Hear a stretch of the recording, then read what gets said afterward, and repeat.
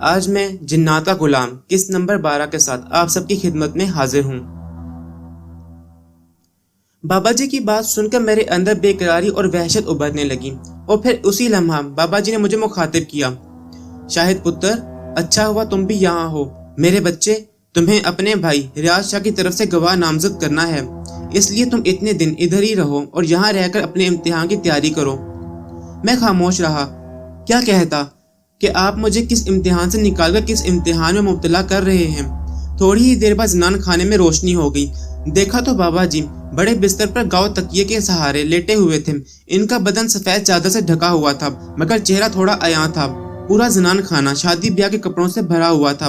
ایک طرف سونے کے زیورات پڑے تھے اور دوسری طرف خوش پاش لباس۔ میں انہیں حسرت سے دیکھنے لگا۔ زلیخا یہ سب پہنے گی؟ کس کے لیے؟ پیر ریاض شاہ کے لیے؟ اس پر کتنا جوبن ہوگا جب وہ دلہن بنے گی۔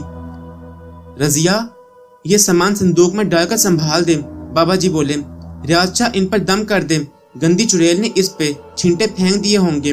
بابا نے اس خیال کے ساتھ ہی نصیر کو مخاطب کیا اور کہا، نصیر، بزرگوں کی عزت ہر حال میں کرنا سیکھو۔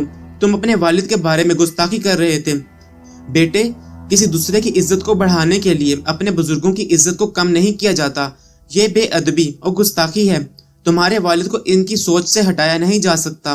وہ نہیں جانتے کہ ہم کون ہیں اور ریاض شاہ کون ہے۔ یہ تو ان کے نصیب اچھے ہیں کہ ہم نے زلیخا بیٹی کو اپنے لاڈلے بیٹے کے لیے منتخب کیا ہے۔ میں معافی چاہتا ہوں بابا جی، نصیر شرمندہ ہو گیا۔ رات خاصی گزر چکی تھی اور ایک بار محفل پہلے بھی برخاست ہو گئی تھی، لیکن یہ محفل زلیخا کی شادی کے سامان کو دکھانے کے لیے سجائی گئی تھی۔ اس میں زلیخا شامل نہیں تھی، غالباً وہ اپنے کمرے میں تھی۔ میں زلیخا سے ملنا چاہتا تھا اور ایک بار اس سے اس کی شادی کے بارے میں دریافت کرنا چاہتا تھا، لیکن اب اس بات کا سمے نہیں تھا۔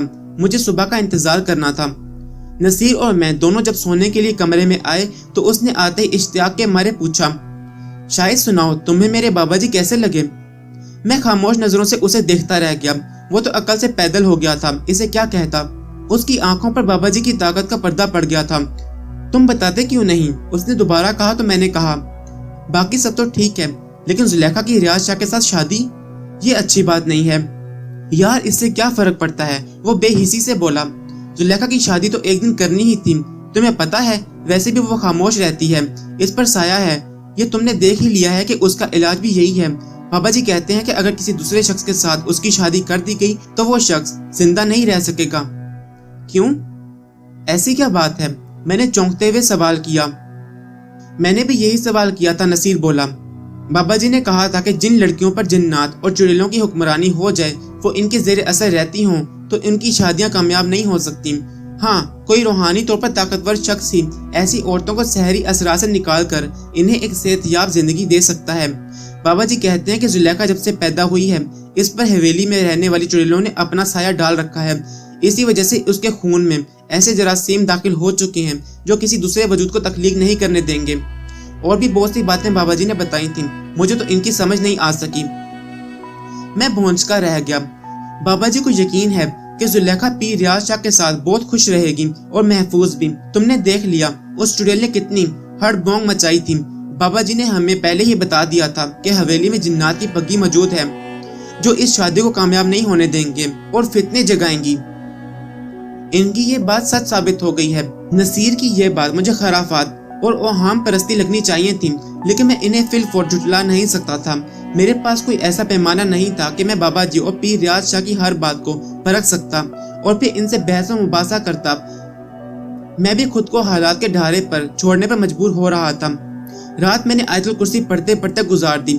میرے بچپن کے اساتذہ جن سے میں نے قرآن شریف پڑھا تھا، وہ کہا کرتے تھے کہ آیت الکرسی پڑھنے سے انسان شیطانی وسوسوں سے اور اس کی دسترس سے محفوظ ہو جاتا ہے۔ لہٰذا میں نے کم و بیش 30-40 بار آیت الکرسی پڑھی اور سونے کی کوشش کرتا رہا۔ فجر کے وقت مجھے نیند نے آ لیا، لیکن نیند کچھ ہی دیر بعد کھل گئی۔ ایسا لگا جیسے میں ابھی اونگ ہی لے رہا تھا، کسی نے مجھے جگا دیا ہے۔ میں نے غور کیا تو واقعی میں اونگ رہا تھا۔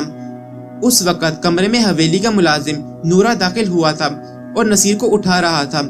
نصیر نے کیا اٹھنا تھا، میری آنکھ کھل گئی۔ क्या बात है नूरे? मैंने आंखें साफ करते हुए सवाल किया। वो जी, बड़े मालिक साहब बुला रहे हैं इसे। वो थोड़ा सा घबराया हुआ था। खैर तो है? मैंने सवाल किया। खैर नहीं लगती, भाई पुलिस आई हुई है, पूरा थाना ही आ गया है सरकार। इसमें परेशानी की क्या बात है? मैंने कहा। पुलिस तो हवेली में आती ही रहती है।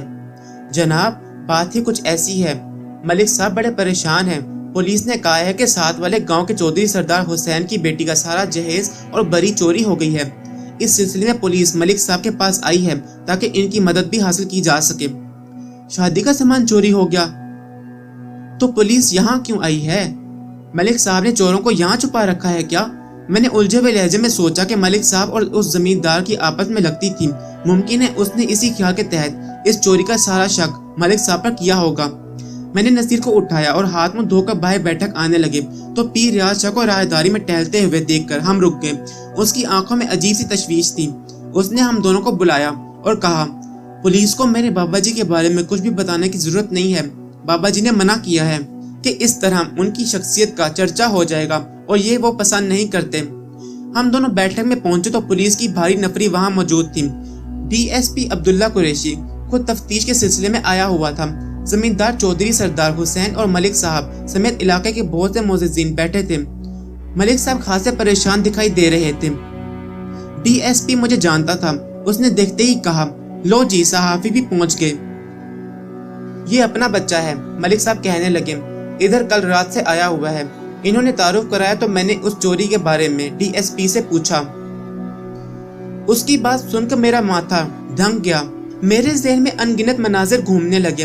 वो कह रहा था, चोर ने इतनी सफाई से चोरी की है कि चौधरी साहब की हवेली का कोई दरवाजा अंदर बाहर से खुला नहीं पाया गया। बरी के कपड़े और जेवरात ही चुराए गए हैं। चोर कोई बहुत ही होशियार है, उसने एक निशान भी नहीं छोड़ा। अगर इस वाक़ये पे गौर करूं तो लगता है कि ये चोरी हुई ही नहीं है। खोजियों के मुताबिक उस कमरे में किसी अनजाने बंदों के कदमों के निशान भी नहीं पाए गए। घर वालों से भी तफ्तीश कर ली है। मुझे तो लगता है ये वारदात किसी जिन ने की होगी।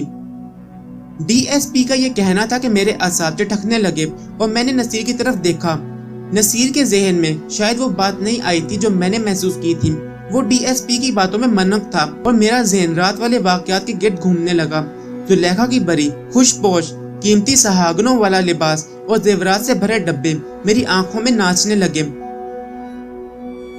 मलिक साहब ने डीएसपी को सारी हवेली का मुआयना करा दिया, मगर इन्हें कुछ नहीं मिला। वो मेहमान खाने में, हवेली के पिछवाड़े में, बागीचे में, ऊपर बालकोनियों और अंदर पुराने तहखाने में भी ले गए।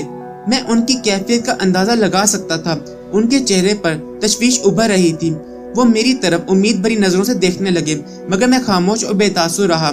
आधे घंटे बाद पुलिस वापस बैठक में आ गई, लेकिन चाचा जी के चेहरे पर जो कदूरत उभरी थी अभी तक गायब नहीं हुई थी।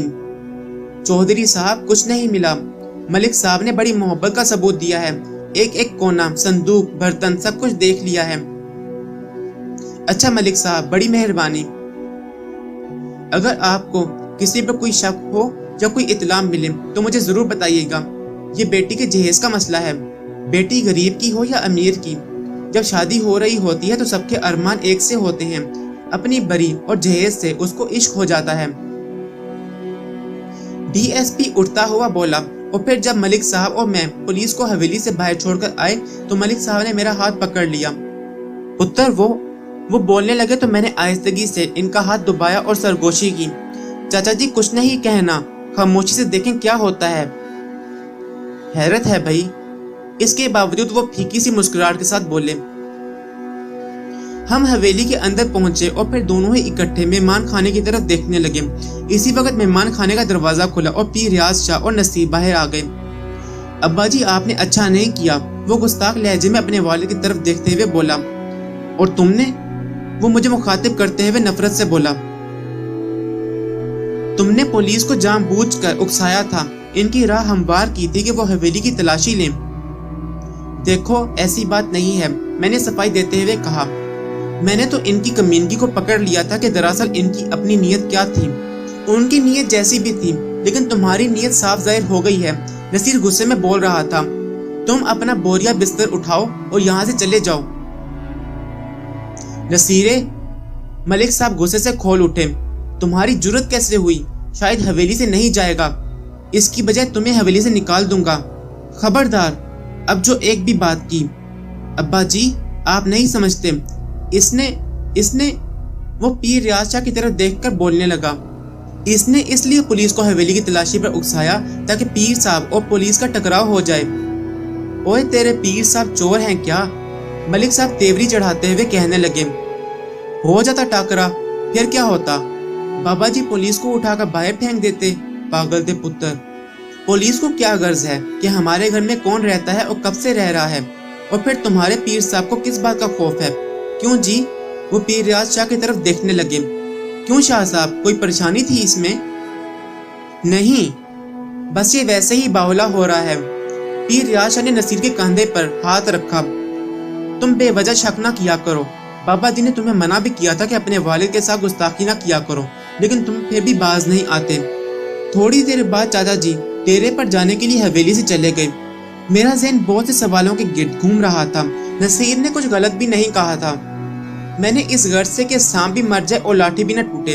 पुलिस और पीर रियाज शाह का आमना सामना करा देना था, और इसके बाद जब मौका मिलता तो पुलिस को कुछ बातें बताई जा सकती थी कि पीर साहब के साथ कुछ चोर जिन्नात भी हैं। लेकिन नसीर ने मेरी चोरी पकड़ ली थी और मुझे सबके सामने बेनिकाब कर दिया था।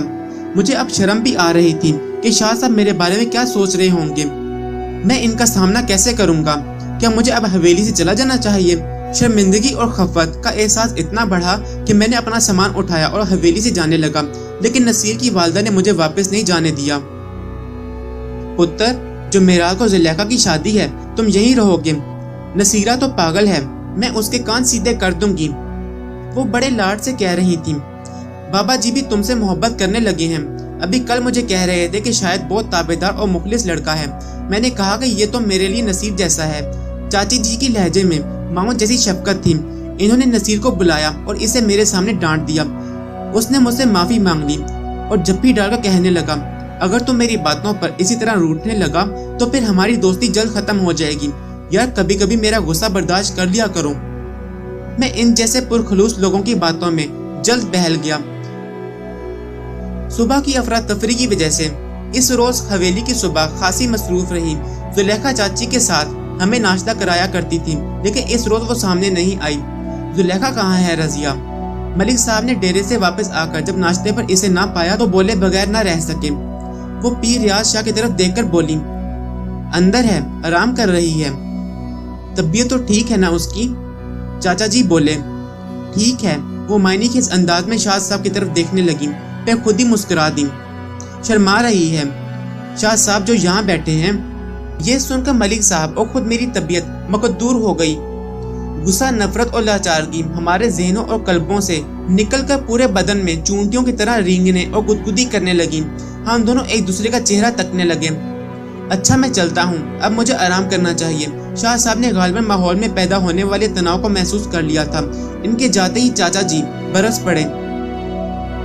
रजिया, तुम मुझे बर्बाद कर दोगी।